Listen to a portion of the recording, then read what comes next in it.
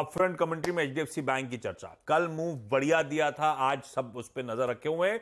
3 brokerage reports आई हैं कल के उस Q2 अपडेट के बाद। Q2 अपडेट कल सुबह तड़के आ गया था, इसीलिए स्क्रीन पे इस तरह का रिएक्शन था।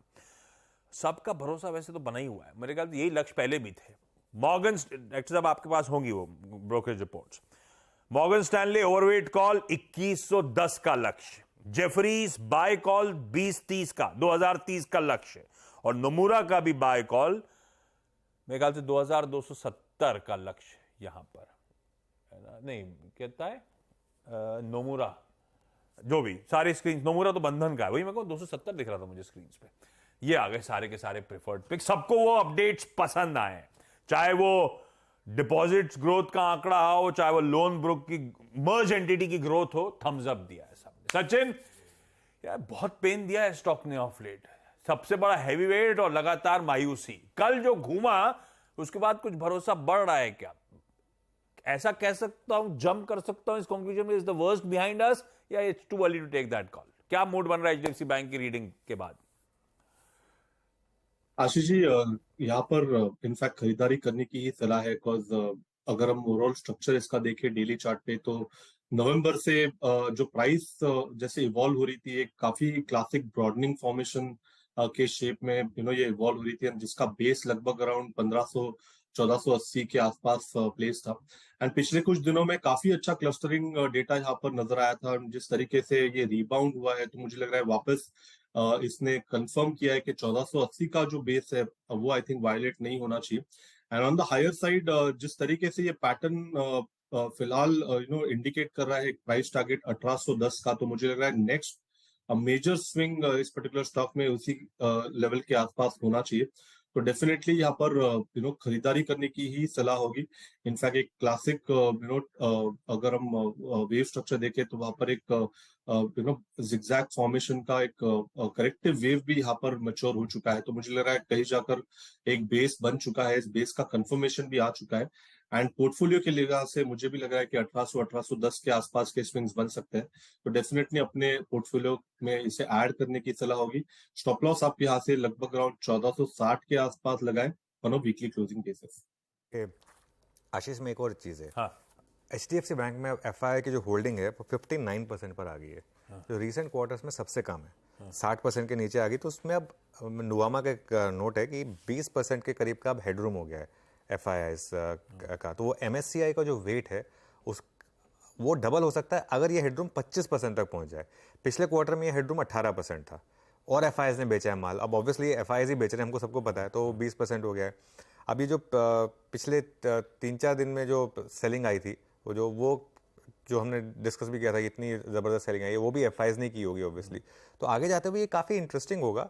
ये मैं फिर बोल रहा हूँ, मैं जो लगातार पिछले 10-15 दिन से बोलता आ रहा हूँ, at the risk of going wrong मेरे ख्याल से, कि ये एक अपॉर्चुनिटी प्रोवाइड कर रहा है आपको अगले साल। मैं हमेशा बोला है कि मैं 1 साल के बाद इसको रिविजिट करूँगा, नियर टर्म में जो भी होगा 1 साल के बाद मैं रिविजिट करूँगा, और 1 साल के बाद आपको सितंबर अक्टूबर का इस साल का वो टाइम याद आएगा और आप कहेंगे कि काश मैंने ले लिया होता। ये वो वाला मामला फिर से रिपीट होगा। एचडीएफसी बैंक में पिछले 20 साल से ये स्टोरी रिपीट हुई है और मुझे कोई डाउट नहीं है कि वापस ये स्टोरी रिपीट होगी। स्टॉक मार्केट में कुछ चीज़ें होती हैं जो बार बार रिपीट होती हैं। एचडीएफसी बैंक वही एक इंस्टेंस है। मुझे लग रहा है कि वापस वो स्टोरी रिपीट होगी यहाँ पर भी। भाई साहब लॉन्ग टर्म के लिहाज से तो बहुत अट्रैक्टिव लेवल्स हैं, भरोसा रखिए स्टॉक पे। और सचिन कह रहे हैं शायद लार्जली 1480 के लोज ने वो बॉटम फॉर्म कर लिया है, शायद अनलाइकली है उन लोज को वायलेट करे। चलिए फिंगर्स क्रॉस, ये स्टॉक आज सपोर्टिव रहा तो मूड मॉल दिन के दौरान बढ़िया ही रहेगा एक्सपायरी के दिन का। हर्षदा स्क्रीन पे रेडी आपको नजर आएंगे आज के कुछ बेहतरीन स्टॉक्स इन न्यूज के साथ। सबसे पहले तो क्वार्टर अपडेट, और बहुत सारे आ रहे हैं, तो एक काम करा, तोड़ दिया। मैरिको का कल शाम को अपडेट आया, वो ऐसा single digit, double digit, lower, higher, पता नहीं बहुत सारी चीजें इसमें पन्ने में लिखी हुई थी। तो हर्षदा नेट नेट ही अपडेट है कैसा, लग कैसा रहा है? नेट नेट थोड़ी सी नरमी देखने को मिल सकती है, क्योंकि कंपनी कह रही है कि Q1 में जो था वैसी ही सिचुएशन Q2 में है, ज़्यादा इंप्रूवमेंट नहीं है। तो कंपनी की तरफ से आ रहा है अपडेट कि डोमेस्टिक वॉल्यूम्स लो सिंगल डिजिट्स में ही ग्रो होते हुए दिखाई दे रहे हैं ईयर ऑन ईयर आधार पर। इंटरनेशनल बिजनेस में भले ही डबल डिजिट ग्रोथ देखने को मिली हो, लेकिन डोमेस्टिक मार्केट भारत के बाजार में लो सिंगल डिजिट ग्रोथ देखने को मिल रही है।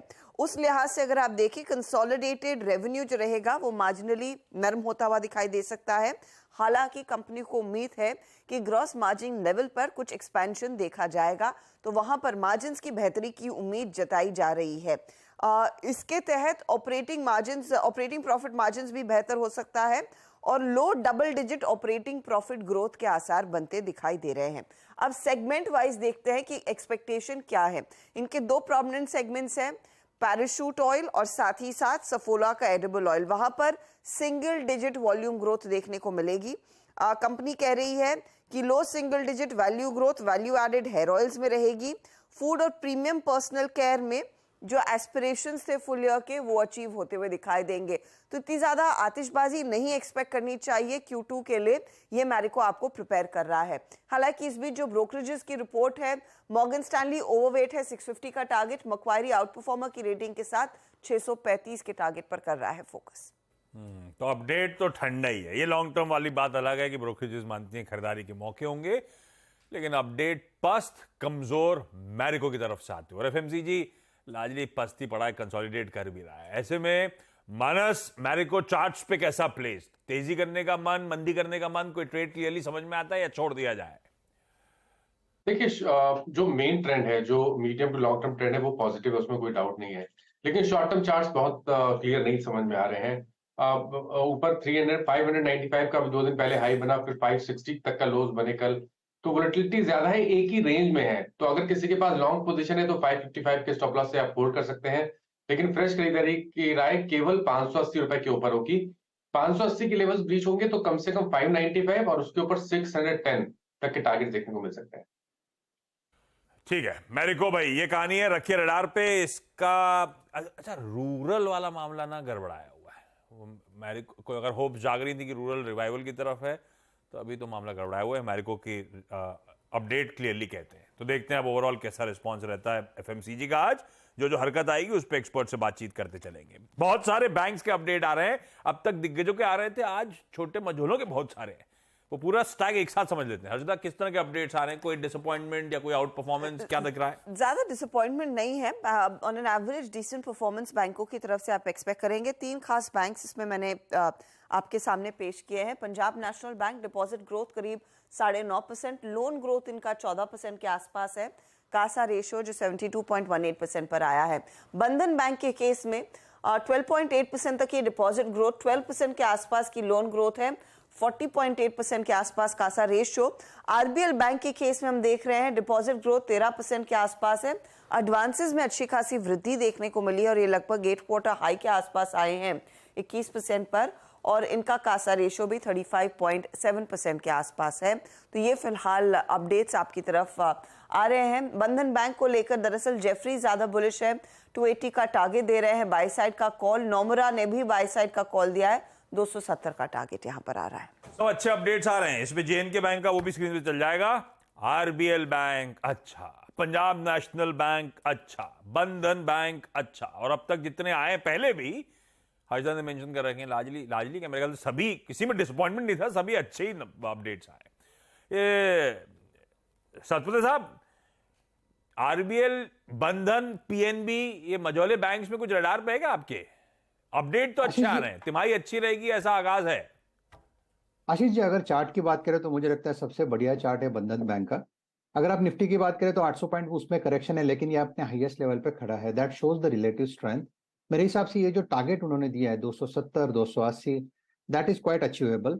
As per the levels are concern, मुझे लगता है 250, 245 है इसका एक एक्यूमुलेशन जोन हमने देखा है। सो 240 का एक स्टॉप लॉस मेंटेन करेंगे और इस 270 और 280 के पोजिशनल टारगेट के वो हम लोग चेस कर सकते हैं। तो इट्स अ बाय इन बंधन बैंक। ओके, बाय इन बंधन बैंक। चलिए अब एक खबर को एड्रेस करते हैं। आज वोडाफोन आइडिया को लेकर एक बड़ी खबर आ रही है। इंडस टावर ने एक लेटर लिखा है जिसमें वो जो पेमेंट ड्यू है वोडाफोन आइडिया की, उसको लेकर ये कहा है। पहले तो इस खबर को एड्रेस कर लेते हैं, फिर इस पर एक व्यू लेंगे। असीम को जोड़ लेते हैं। असीम, गुड मॉर्निंग, बताइए पूरी खबर। देखिए, जनवरी से इंडस टावर ने वोडाफोन आइडिया को कैश एंड कैरी पे रखा हुआ है, यानी कि हर महीने उसको पेमेंट चुकानी पड़ती है। हर महीने की 900 करोड़ रुपए पेमेंट है। इस महीने वोडाफोन आइडिया ने ये पेमेंट नहीं दी है। टेलीकॉम रेगुलेटर ट्राई को चिट्ठी लिखी और कहा है कि हम हर महीने 900 करोड़ रुपया नहीं चुका सकते हैं।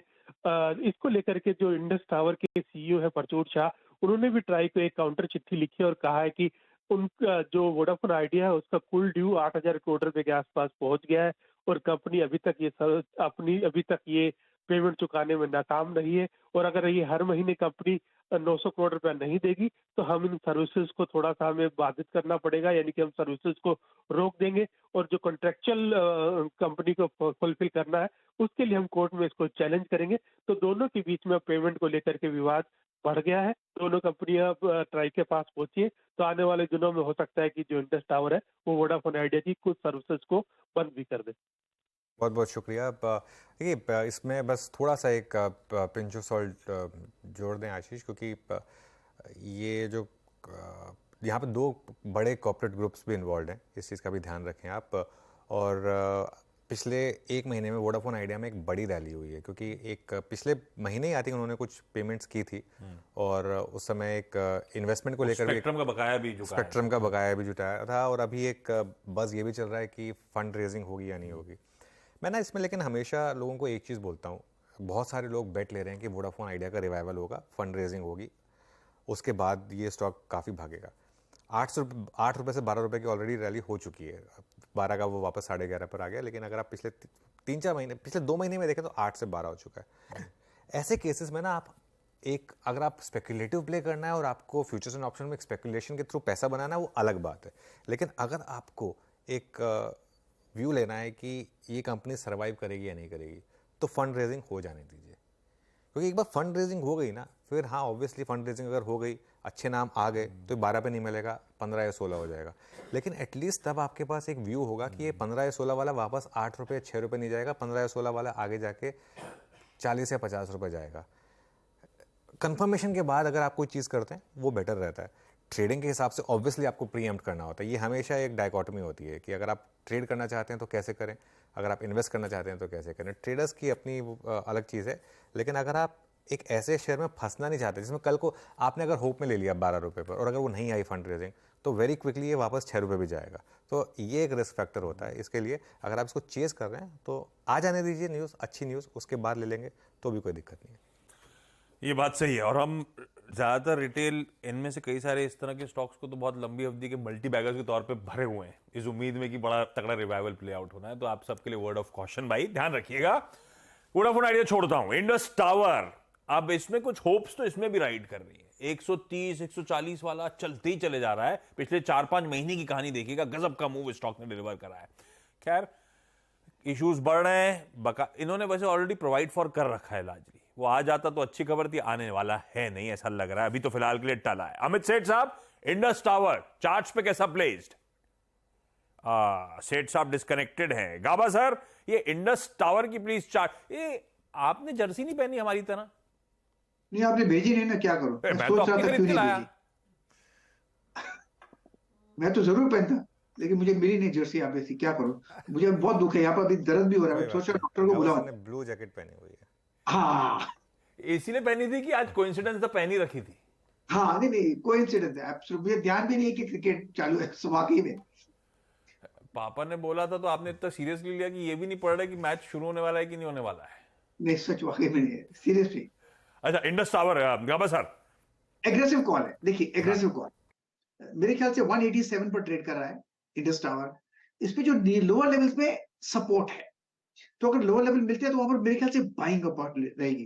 लेकिन जो बेस्ट जगह है बाइंग की, जब 190 पार कर ले तो अच्छी जगह कंफर्मेशन हो जाती है, फिर एक करीब 195 200 भी आ सकता है। तो मेरा ध्यान तो अगर लॉन्ग साइड है, लेकिन खरीदना का दिक्कत हुआ है। सेफ है 190 के ऊपर, सेफ है। चलिए, हमने क्वार्टर अपडेट्स में मैरिको की चर्चा कर ली, बैंक्स की कर ली, लेकिन बाकी और भी अपडेट्स हैं अदर देन ये दो पॉकेट्स के। हर्षदा, बाकी कौन से क्वार्टर अपडेट्स? अब पहले एनबीएफसीज की बात कर लेते हैं आशीष। एल&टी फाइनेंशियल होल्डिंग्स की तरफ से जो अपडेट आया है, रिटेल डिसबर्समेंट्स में 32% का इजाफा है, 13,490 करोड़ का ये आंकड़ा आया। रिटेल बुक 33% बढ़कर आई है 69,400 करोड़ पर, और रियलाइजेशन जो है वो 88% पर है वर्सेस 58%। ये है L&T फाइनेंस की तरफ से अपडेट। पूनावाला फिनकॉर्प का भी जो अपडेट आया है, वहां पर टोटल डिसबर्समेंट्स में 149% तक का इजाफा बनता दिखाई दिया है, 7,750 करोड़ के आसपास ये फिगर है। आप एसेट्स अंडर मैनेजमेंट देखिए, 53% तक की ग्रोथ वहां पर देखने को मिली है, 20,110 करोड़ का आंकड़ा। ग्रॉस एनपीए और नेट एनपीए उनका मानना है कि आगे चलकर कुछ इंप्रूव होते हुए दिखाई देंगे। अच्छा, कुछ रियल्टी कंपनी पर भी फोकस कर लेते हैं लगे हाथ। शोभा और मैक्रोटेक दोनों के दरअसल अपडेट्स आए हैं। शोभा के केस में कुल सेल्स वैल्यू में 48% तक की ग्रोथ देखने को मिली है, साथ ही साथ एवरेज प्राइस रियलाइजेशन थोड़ा सा घटा है, 10,233 रुपए प्रति स्क्वायर फुट आता हुआ दिखाई दिया है, तो रफली 17% तक का करेक्शन वहां पर। मैक्रोटेक के केस में प्री सेल्स में 5% तक की ग्रोथ है, प्री सेल्स वैल्यू करीब 12% बढ़ती हुई दिखाई दे रही, 3,530 करोड़ के आसपास। ये फिलहाल कुछ अपडेट्स आते हुए दिखाई दिए हैं इन दो रियल्टी कंपनियों की तरफ से। रियल एस्टेट हो गई ये दोनों, मैक्रोटेक और शोभा, इसके अलावा पूनावाला, L&T फाइनेंस होल्डिंग्स और IEX। ये सब वो क्वार्टरली अपडेट जिन पर रिएक्ट करना है। लार्जली सभी के अच्छे, IEX भी अच्छे हैं। मिस कर दिया। सितंबर में यहाँ पर टोटल इलेक्ट्रिसिटी वॉल्यूम 13% ग्रो होती हुई दिखाई दी है। आपकी डे अहेड वॉल्यूम ग्रोथ करीब 11% है। रियल टाइम मार्केट वॉल्यूम में 33% तक का इजाफा देखने को मिला, तो यहाँ पर भी अच्छा परफॉर्मेंस ही है। अच्छा है, अच्छे अपडेट्स आते हुए सारी कंपनीज के, सब ऐड अप कर लिया मैंने भी स्क्रीन में, आप भी प्लीज ऐड करिएगा। जहां जहां एक्शन आएगा एक्सपर्ट से बातचीत कर लेंगे। लेकिन अब एक और इंपॉर्टेंट पॉकेट, कल डिफेंस रिलेटेड न्यूज पेग्स आए, न्यूज डेवलपमेंट्स आए, जिसपे आज शायद डिफेंस स्पेस रिएक्ट कर रही होगी। अर्शदा, क्या कह रहे हैं राजनाथ सर? ये 5th पॉजिटिव इंडिजिनाइजेशन की लिस्ट तैयार की गई है। स्वावलंबन 2 ये एक तरह से इवेंट हुआ था जिसमें कई सारे कॉर्पोरेट्स भी पार्टिसिपेट कर रहे थे, और वहां पर उन्होंने कुछ खास आइटम्स को शॉर्टलिस्ट किया है जो सिर्फ भारत में ही बनेंगे और भारत से ही सोर्स किए जाएंगे। इसमें फ्यूचरिस्टिक इन्फेंट्री कॉम्बैट व्हीकल है, रिमोटली पायलटेड एयरबॉर्न व्हीकल्स, साथ ही साथ ship borne unmanned aerial systems, तो प्राइमरीली वो ड्रोन्स का यहाँ पर सोर्सिंग होता हुआ दिखाई देगा, और next generation low level light radar जो आर्मी के लिए तैयार किए जाएंगे, और कुछ electro optic fire control systems naval platforms के लिए। तो आप अलग अलग स्टॉक्स पर नजर रख सकते हैं, Zen Technologies, Idea Forge, Apollo Micro Systems, in fact वो पूरी लिस्ट है जिस पर आपने ध्यान देना है। इसके अलावा हिंदुस्तान एरोनॉटिक्स भी रेडार पर रहेगा। हैल ने अपडेट ये दिया है कि इन्होंने एक twin seater light combat aircraft Tejas का सौंप दिया है वायुसेना को। अब उस समारोह में इंडियन एयरफोर्स चीफ ने यह कहा कि आगे चलकर वो करीब 97 और लाइट कॉम्बैट एयरक्राफ्ट एक्वायर करते हुए दिखाई देंगे, ताकि इंडियन एयरफोर्स के पास LCAs का पूरा खेमा करीब 220 के आसपास आ जाएगा। उस लिहाज से हाल पर भी आपकी नजरें होनी चाहिए। वो मेरे ख्याल से मिग के रिप्लेसमेंट्स हैं, ये बता रखा था, रिएटरेट करा गया है, ठीक है। लेकिन आज वो इंडिजिनाइजेशन लिस्ट, उस पर लार्जली रिएक्शन। गावस्कर से हेल नहीं लेने का है, गावस्कर थोड़ा सा गुस्सा है हेल से, क्योंकि हम लोग की ऑन एयर बात हुई थी कि उनको टेस्ट राइड दिलानी थी, कोई सा नया प्लेन आया था। कौन सा आया था गावस्कर उस समय, आपको याद है नाम क्या? तेजस था, कोई और था? ये तो ट्विन सीटर आया था, और एमडी ने कहा था चैनल पे, हम दोनों केवाईसी में थे, एमडी साहब ने कहा था हाँ गावस्कर को दिलाएंगे। उसके बाद वो हम दोनों जाएंगे, नहीं आए। तो हम HAL पे, और जवान होती है। रतन टाटा साहब ने बोला था promise is a promise, 1 lakh में उन्होंने नानो दे दी। HAL मैं जा रहा हूं अमित सेठ साहब के पास। अमित जी एक बार चार्ट चेक करिएगा प्लीज। जी आशीष जी, HAL का चार्ट ऑलमोस्ट एक रेंज में है अभी। इसका लगभग सपोर्ट इज कमिंग अराउंड 1900। अगर ये 10 EMA लगभग जो कि 1950 के आसपास आता है उसके ऊपर निकले तो मेरे ख्याल से यहाँ पे एक ट्रेंड बन सकता है, बट फॉर द टाइमिंग ऐसा लग रहा है कि एक साइडवेज कंसोलिडेशन में। चलिए हजरा, बाकी के स्टॉक्स से न्यूज। दूसरे स्टॉक्स में आप ध्यान देंगे बजाज फाइनेंस पर आज बोर्ड बैठक है। $800 मिलियन से $1 बिलियन तक के फंड रेज की तैयारी, और लार्जली ये कंपनी अपनी ग्रोथ कैपिटल के लिए फंड रेज कर रही है, तो वो स्टॉक आप रेडार पर रखेंगे। मनप्पुरम फाइनेंस की तरफ से आज सुबह में ही अपडेट आया कि इनकी जो माइक्रो फाइनेंस आर्म है आशीर्वाद, वो एक IPO लेकर आ रही है और उन्होंने DRHP फाइल कर दिया है। करीब 1500 करोड़ का फ्रेश इश्यू कंपनी उठाती हुई नजर आएगी। नवीन फ्लोरिन, हम सब जानते हैं MD के रेजिग्नेशन के बाद स्टॉक पर वैसे भी प्रेशर बनता हुआ दिखाई दिया था। यहां पर कल एक कॉन्फ्रेंस कॉल हुआ और अपडेट ये निकल कर आ रहा है कि ऑनगोइंग प्रोजेक्ट्स में कोई डिले नहीं देखने को मिलेगा, नए MD की तलाश शुरू हो चुकी है। इस समय जो भी करंट और अपकमिंग प्रोजेक्ट्स है वो सीमलेसली दरअसल कंपनी एग्जीक्यूट करती हुई दिखाई देगी। रिलेशनशिप्स जो कस्टमर्स के साथ हैं वो बिगड़ने की नौबत नहीं आएगी, ये भरोसा है कंपनी को। और ऑफ कोर्स वो बात कर रहे हैं कि कैसे सीनियर मैनेजमेंट में जो एग्जिट्स हो रहे हैं उसको रोका जाए। अच्छा, जेफरीज ने जो टारगेट दिया है वो घटकर आया है 3625 का वर्सेस 5475, डाउनग्रेड है होल्ड पर। उनको लग रहा है मौजूदा हालात दरअसल कंपनी के लिए मुश्किल पैदा करेगी आगे चलकर अगर इनको इक्विटी रेस करनी है। निर्मल बंक का भी व्यू जो है वो जस का तस है, बाय कॉल आया है, लेकिन इन्होंने भी 5000 से अपना टारगेट घटाकर 4600 किया, तो वो स्टॉक आप रेडार पर रखें। राइस कंपनी आप रेडार पर रखेंगे। दरअसल फाइनेंशियल एक्सप्रेस में एक रिपोर्ट आई है कि शायद सरकार मिनिमम एक्सपोर्ट प्राइस बासमती चावल की घटा सकती है। 1200 रुपए प्रति टन से घटकर ये करीब $850 आई बेग योर पार्डन प्रति टन आता हुआ दिखाई दे सकता है। लोगों से बातचीत चल रही है, जल्द ही अनाउंसमेंट आ सकता है, तो वो स्टॉक्स आप रेडार पर रखेंगे। हेल्थ केयर ग्लोबल ने एक इंदौर में कैंसर हॉस्पिटल एक्वायर किया है, उस लिहाज से ये करीब 100 और बेड जोड़ते हुए दिखाई देंगे। जुबलिन फूडवर्क्स की तरफ से अपडेट आया है। कल जो दरअसल अखबारों में रिपोर्ट आई थी कि कंपनी ने अपने लार्ज पिज्जा के प्राइसेस में कटौती की है। कंपनी ने कहा है कि देखिए, हम लगातार कुछ प्रमोशनल ऑफर्स लाते रहते हैं, इसे आप एक ब्लैंकेट प्राइस कट के तौर पर मत देखिएगा। ऐसे कुछ promotional offers during the world cup भी देखने को मिलेंगे। तो ये कुछ स्टॉक्स है जो आप रेडार पर रखेंगे आज। रखिए इन तमाम स्टॉक्स को रेडार पे। इस बीच गाबा सर, ये सलमान खान के वालिद को आप जानते हैं, ये राजवीर के वालिद को जानते हैं क्या आप? नहीं, उनको नहीं जानता। सनी देओल? नहीं, मैं सिर्फ उनको जानता हूँ। टिकट नहीं मिलेगा, उनकी मूवी रिलीज हो रही थी इसलिए मैंने पूछा था। PVR चार्ट्स पे कैसा है? PVR के तो टिकट तो मिल ही जाएगी, ऐसी क्या बात है, अभी उनको फोन कर देंगे तो हो जाएगा। लेकिन लगता है PVR चार्ट पे लोअर लेवल्स पे सपोर्ट है। बेस बना हुआ है करीब 1700 के आसपास, 1690 के आसपास ट्रेड कर रहा है 1698। मेरे ख्याल से यहाँ से एक अपमूव मिलना चाहिए। इस बार अगर 1750 चला गया तो फिर एक नेक्स्ट अपमूव मिलना चाहिए। तो बाय ऐसी जगह पर है, एग्रेसिव कॉल है, स्टॉप होना चाहिए 1685 का, ले सकते हैं। ट्रेड बनेगा 1720 1730 के लिए। यस, PVR मैच भी दिखाएगा इस बार वर्ल्ड कप के कि नहीं? दिखाएगा, कमाई कैसे होगी? बहुत बढ़िया कमाई होती है लोगों की। हाँ बिल्कुल, तो स्टेडियम नहीं जा सकता, वो यहीं खुश रहे। एग्जैक्टली।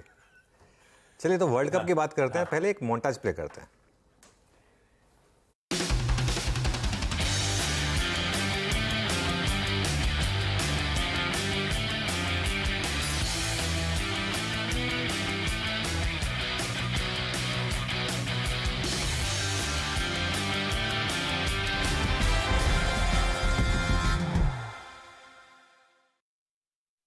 ओके 2023 वर्ल्ड कप का आगाज आज होने जा रहा है और एक बार सुमित के पास चलते हैं और जानते हैं वर्ल्ड कप की बेसिक डिटेल्स। कितनी टीमें, क्या होगा फॉर्मेट, कब होंगे matches? Sumit, good morning. Morning. देखिए, सबसे इंटरेस्टिंग फन फैक्ट तो पहले यही रख दूं कि 2011 के बाद से जब से वर्ल्ड कप शुरू हुए, होस्ट टीम जो है वो वर्ल्ड कप जीतना शुरू हुई है। तो इस बार प्रोबेबिलिटी ये मानी जा रही है कि इंडिया होस्ट कंट्री है, तो शायद ये वर्ल्ड कप इंडिया के हाथ आता हुआ दिखाई पड़े। वैसे भी टीम काफ़ी स्ट्रांग है, तो ये भी एक वजह हो सकती है। तो आज से वर्ल्ड कप का आगाज़ होने जा रहा है और वर्ल्ड कप में 10 टीमें 48 मैचेस खेलेंगी। और सबसे जो हॉट मैच है, जिसके लिए सबकी निगाहें हैं, वो ऑब्वियसली इंडिया पाकिस्तान रहने वाला है, तो उसके ऊपर तो नज़र रहेगी। लेकिन ये इस बार जो है वो राउंड रॉबिन फॉर्मेट के अंदर ये वर्ल्ड कप खेला जा रहा है, यानी कि ये मान के चलिए कि सभी टीमें आपस में मैचेस खेलेंगी और 10 टीमें एक दूसरे के साथ 9-9 मैचेस जो हैं वो खेलेंगे और जो लास्ट 4 होंगे वो सेमीफाइनल में पहुंचते हुए दिखाई पड़ेंगे। टॉप 4 होंगे वो सेमीफाइनल में पहुंचेंगे। 10 टीमें, 48 जो टोटल मैचेस हैं वो खेले जाएंगे। और अगर आप ये सोच रहे हैं कि मैच का टाइमिंग क्या रहने वाला है, तो क्रिकेट फैंस को तो पता ही है, लेकिन अदरवाइज ज़्यादातर मैच जो है वो डे नाइट फॉर्मेट के अंदर है। तो 2 बजे से इसके मैचेस शुरू होंगे, बारिंग फ्यू, यानी 5-6 मैचेस ऐसे हैं जो कि बाकी टाइम पर है, लेकिन मेजरली बाकी सब मैच जो है दोपहर 2 बजे से शुरू होंगे। कौन कौन से? पहले तो आज का महामुकाबला जो होने वाला है वो है न्यूजीलैंड वर्सेस इंग्लैंड। ये अहमदाबाद में होगा ये मैच, और अहमदाबाद वैसे भी हॉट डेस्टिनेशन बना हुआ है क्रिकेट के लिहाज से, और अगर आप फाइनेंशियली देखें तो होटल्स के लिहाज से भी, माफ कीजिएगा। कौन कौन से मैच जो अब तक मैचेस हुए हैं वर्ल्ड कप के, उसमें 15 और 16 नवंबर को होने वाला है सेमीफाइनल, और फाइनल होगा 19 नवंबर। उम्मीद के साथ साथ ये पूरी मेरा भरोसा भी है कि इसमें फाइनल में हम इंडिया को देखेंगे खेलते हुए। भारत के मैचेस में पहला 8 अक्टूबर को होने वाला है चेन्नई में, जो कि भारत और ऑस्ट्रेलिया के बीच में मैच होगा। भारत का दूसरा मैच हुआ 11 अक्टूबर को, जिसमें भारत वर्सेस अफगानिस्तान का मैच होगा। भारत का सबसे बड़ा मुकाबला, जो महामुकाबला है, वो है इंडिया पाकिस्तान, 14 अक्टूबर को। एक्चुअल में ये संडे है तो इसके ऊपर, लेकिन फिर भी फ्राइडेज और मंडेज दोनों पे ही नजर रहेगी। तो भारत का ये मैच, भारत का 19 अक्टूबर को एक मैच पुणे में होगा भारत बांग्लादेश के साथ। इसके अलावा एक धर्मशाला में मैच होगा न्यूजीलैंड के साथ, ये 22 अक्टूबर को मैच होने वाला है। 29 अक्टूबर को लखनऊ में एक मैच होगा इंग्लैंड में, तो मानस वहां पर जरूर आपको दिखाई पड़ेंगे। 2 नवंबर को मुंबई में एक मैच है भारत श्रीलंका का, अरेंज होंगे टिकट्स तो हम भी वहां पर दिखाई पड़ेंगे। और 5 नवंबर को कोलकाता में, जहां पर भारत दक्षिण अफ्रीका का, और 11 नवंबर को नीदरलैंड के साथ ही आखिरी मैच रहेगा। और उसके बाद सेमीफाइनल और फाइनल में तो हम भारत को देखेंगे ही। तो ये कुछ मैचेस जिनको आप जरूर ध्यान रखिएगा।